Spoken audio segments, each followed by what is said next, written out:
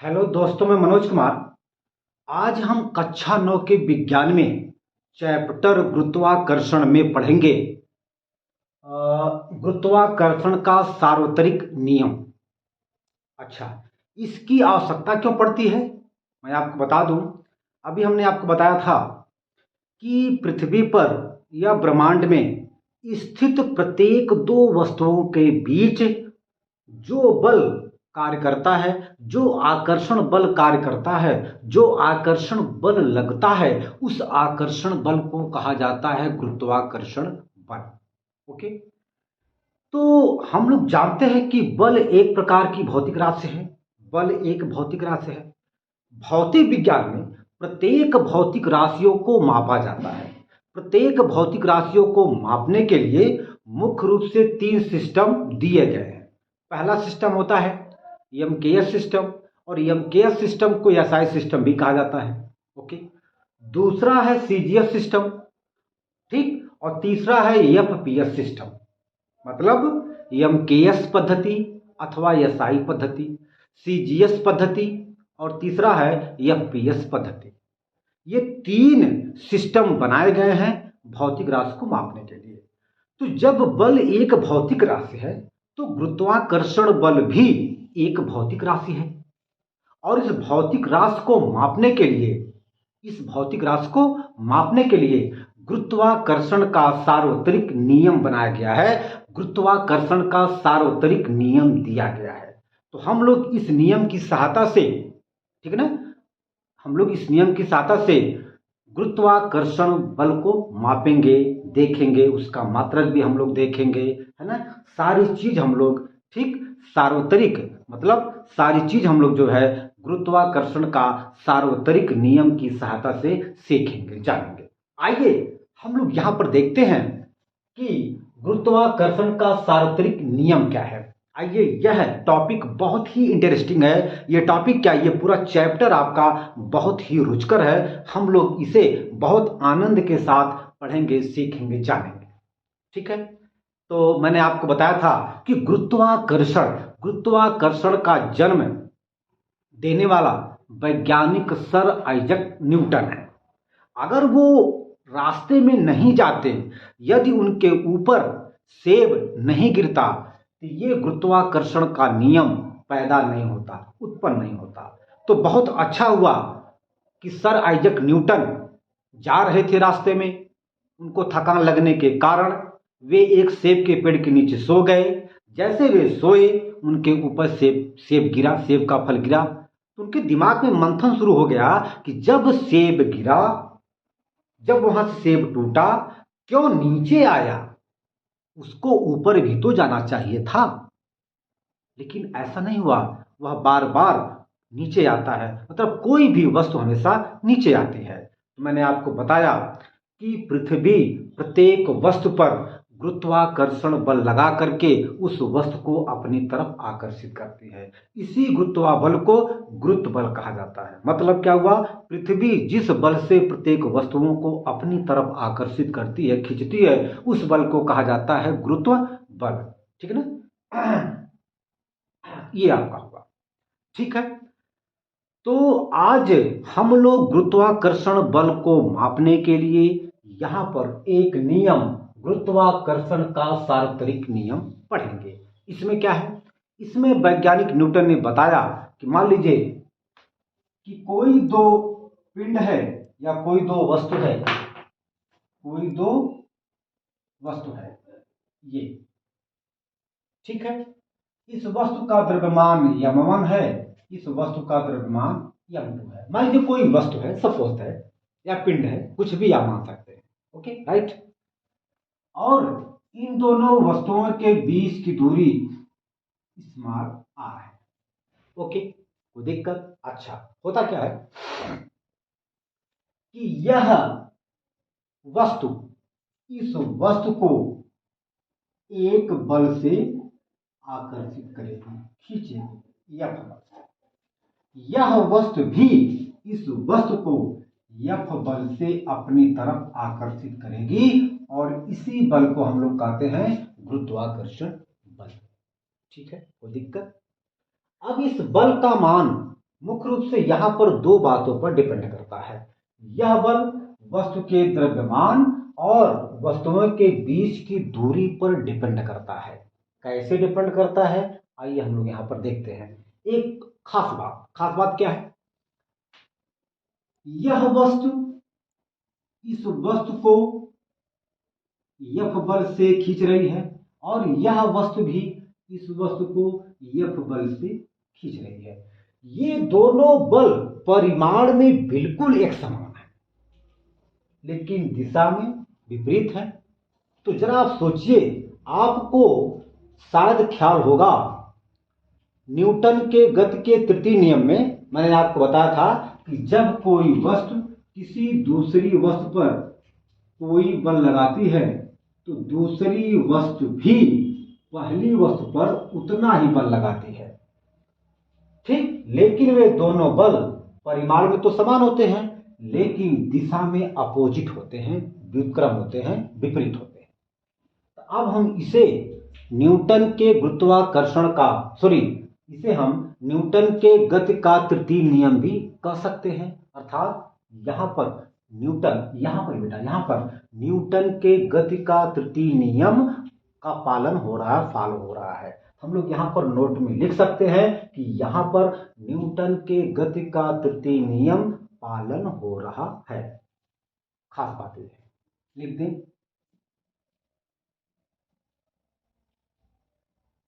यहां पर न्यूटन के गति का तृतीय नियम, यहां पर न्यूटन के गति का तृतीय नियम का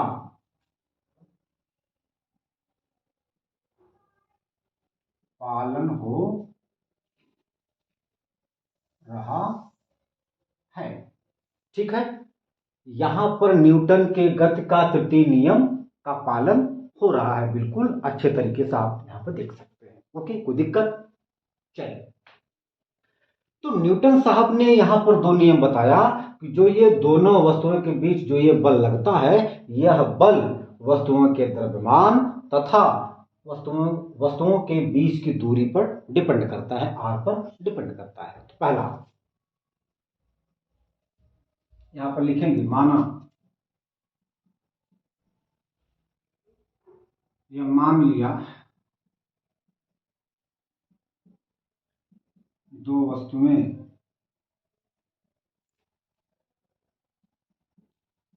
जिनके द्रव्यमान यम1 और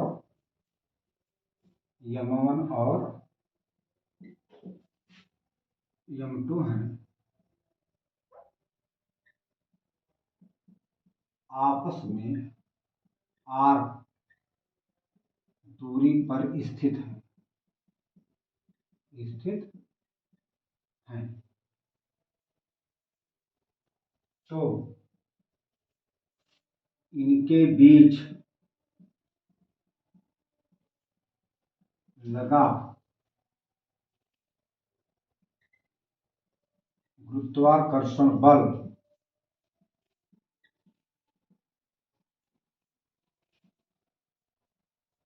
मुख्य रूप से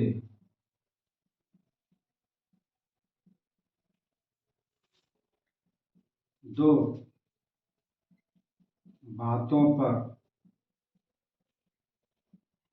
निर्भर करता है। पहला क्या है? पहला यह है कि किन्हीं दो वस्तुओं के बीच लगने वाला आकर्षण बल, लगने वाला गुरुत्वाकर्षण बल उन दोनों वस्तुओं के द्रव्यमान के गुणनफल के समानुपाती होता है। ये पहला नियम है। किन्हीं दो वस्तुओं के बीच लगने वाला आकर्षण बल अथवा गुरुत्वाकर्षण बल F उन दोनों वस्तुओं के द्रव्यमान के गुणनफल के समानुपाती होता है। तो हम इस बात को यहां पर लिखेंगे। दो किन्हीं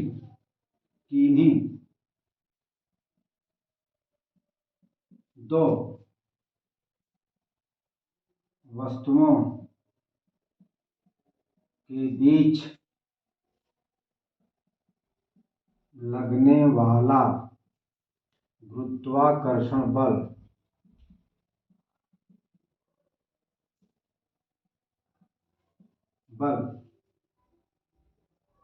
दोनों वस्तुओं के द्रव्यमान के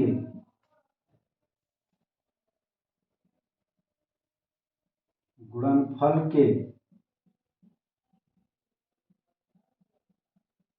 समानुपाती होता है। ठीक है। अर्थात यफ समानुपाते यम1 इंटू यम2। ये समानुपात का प्रतीक होता है, चिन्ह होता है। इसका मतलब क्या होता है? समानुपात का मतलब क्या होता है? अगर यम1 यम2 का मान बढ़ेगा तो यफ का मान बढ़ेगा, अगर यम1 यम2 का मान घटेगा तो यफ का मान घटेगा। यही समानुपात का मतलब होता है। अगर कोई एक भौतिक राशि बढ़ता है तो दूसरा भौतिक राशि भी बढ़ेगा, अगर कोई एक भौतिक राशि घटता है तो दूसरा भौतिक राशि भी घटेगा। यही दोनों में समानुपात का मतलब होता है, संबंध होता है। ओके। दूसरी बात क्या है?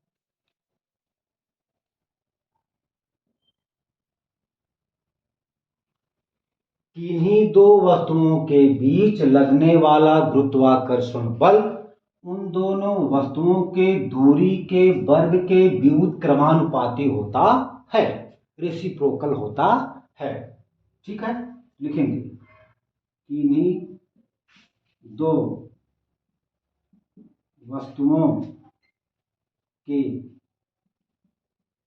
बीच लगने वाला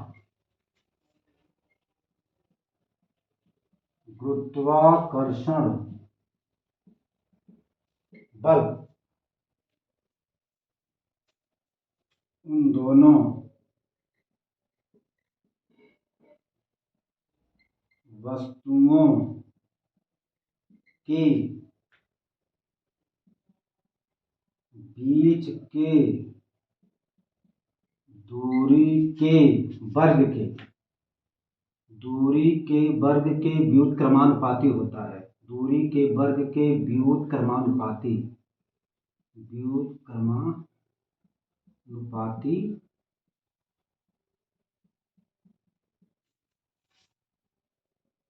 होता है।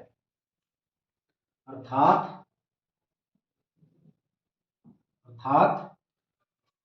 F व्युत्क्रमानुपाती 1/r²। समीकरण नंबर 2।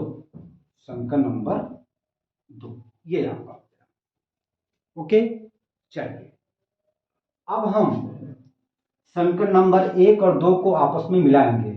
एक मिनट, यह आपका समीकरण नंबर 1 है और यह आपका समीकरण नंबर 2 है। हम दोनों समीकरण नंबर को आपस में मिलाएंगे। ठीक है ना, देखा जाए। समीकरण नंबर 1 और 2 से हो जाएगा यफ समानुपाते यम1 इंटू यम2/r²। ठीक है। अब इस समानुपात चिन्ह को हम लोग जो है एक नियतांक से हटाएंगे। हम लोग यहां पर कैपिटल जी से हटाएंगे, कैपिटल जी से हम लोग इस समानुपात चिन्ह को हटाएंगे। तो देखा जाए यफ बराबर हो जाएगा कैपिटल जी यम1 इंटू यम2/r²। ठीक है। जहां पर कैपिटल जी एक नियतांक है और इस कैपिटल जी को सार्वत्रिक माने सार्वत्रिक गुरुत्वाकर्षण नियतांक कहा जाता है। इस कैपिटल जी को सार्वत्रिक गुरुत्वाकर्षण नियतांक कहा जाता है। ठीक है ना, पहले आप इतना नोट करिए फिर आगे चलते हैं।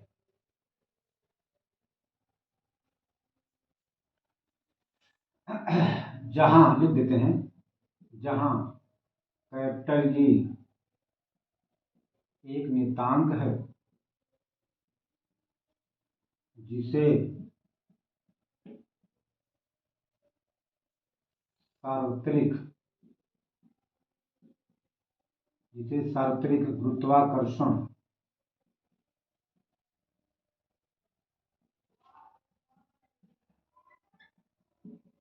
नियतांक कहते हैं। ठीक है, ओके, इतनी बात आई समझ में। यही जो, और ये यफ क्या है, यफ दोनों वस्तुओं के बीच लगने वाला गुरुत्वाकर्षण बल है अथवा आकर्षण बल है। ठीक है, हम लोग यहां पर देख सकते हैं कि जहां पर m1 m2 वस्तु का द्रव्यमान है, r दोनों वस्तुओं के बीच की दूरी है, F दोनों वस्तुओं के बीच लगने वाला गुरुत्वाकर्षण बल है, और कैपिटल जी क्या है, कैपिटल जी सार्वत्रिक गुरुत्वाकर्षण नियतांक है। हम लोग इसको चाहे तो लिख सकते हैं। ठीक है, पहले इतना नोट करिए, फिर हम आगे चलते हैं।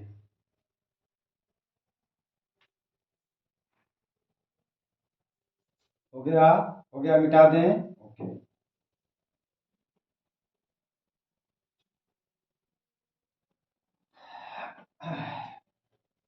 लिखेंगे यहां पर, जहां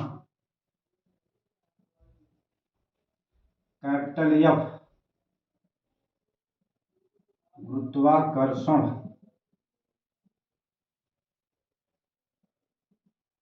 बल है, कैपिटल जी क्या है,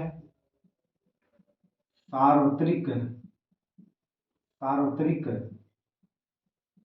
गुरुत्वाकर्षण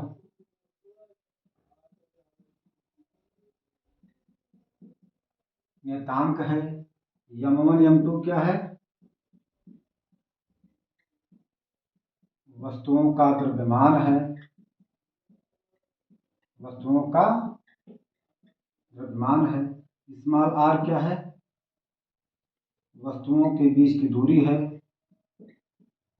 वस्तुओं के बीच की दूरी है। ओके बेटा, यह अक्सर परीक्षा में पूछा जाता है, तो आप लोग इसको बढ़िया से नोट कर लीजिए, अपने कॉपी में लिख लीजिए और इसका अभ्यास करिए, क्योंकि यह परीक्षा में अवश्य पूछा जाएगा। ठीक है, तो आज हम अपनी वीडियो को यहीं पर अंत करते हैं। अब हम अगले वीडियो में जो भी इसके बाद टॉपिक होगा उसको हम लोग पढ़ेंगे। ओके, धन्यवाद।